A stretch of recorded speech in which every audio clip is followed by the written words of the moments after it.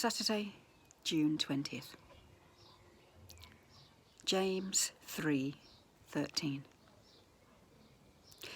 If you are wise and understand God's ways, live a life of steady goodness, so that only good deeds will pour forth.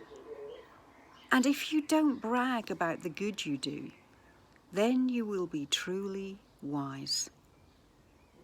But if you are bitterly jealous and there is selfish ambition in your hearts, don't brag about being wise. That is the worst kind of lie. For jealousy and selfishness are not God's kind of wisdom. Such things are earthly, unspiritual, and motivated by the devil. For wherever there is jealousy and selfish ambition, there you will find disorder and every kind of evil. But the wisdom that comes from heaven is first of all pure.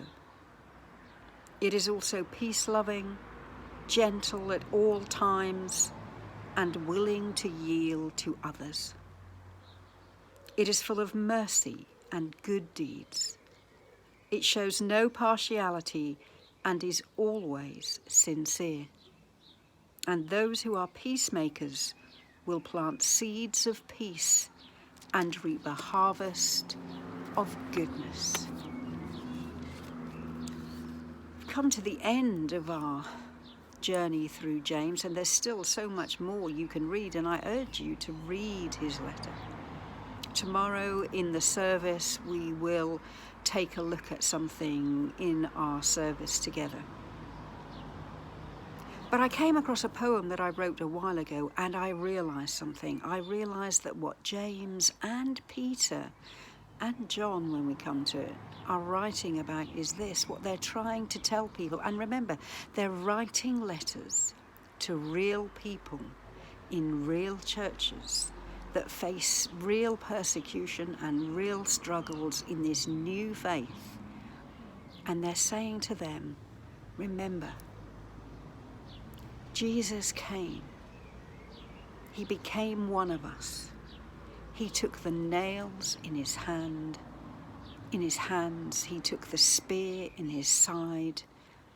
He died, descended into hell, rose again, ascended into heaven, sat down at the right hand of the Father to pray for us, in order that we might have the freedom he paid for, that we might have the freedom to live free of sin, free of shame, free of guilt. And it was all paid for 2,000 years ago.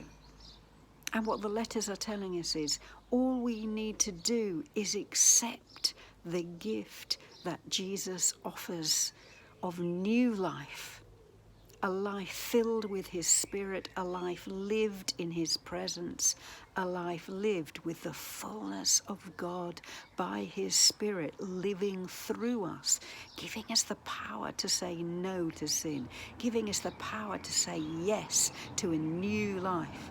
And all we have to do is accept the gift. And then I read this poem that I wrote a while ago. Listen to this. Tomorrow.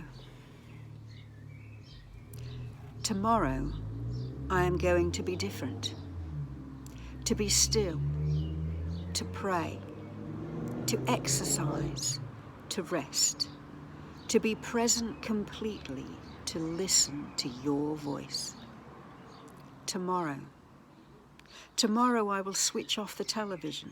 Tomorrow I will tidy my room, create a space where you and I can meet and talk together tomorrow.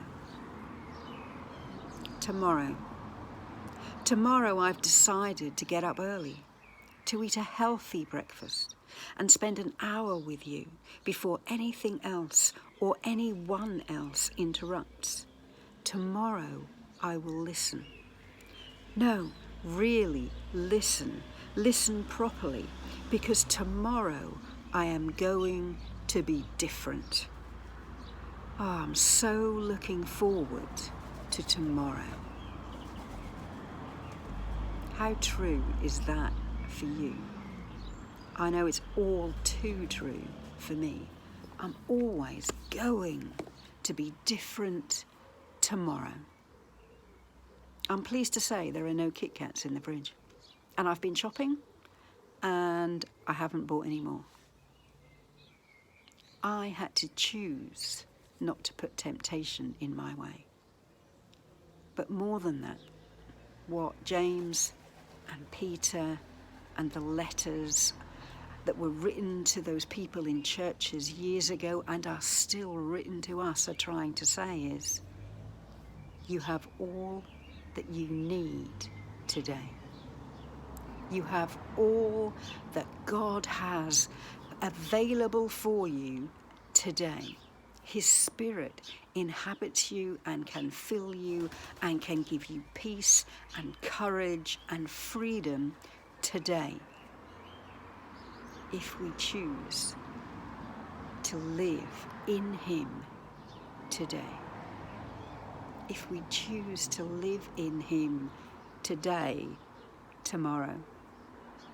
Do you understand what I mean? All that God is and all that God wishes to be in us and all that Jesus ever will have to offer is on offer today.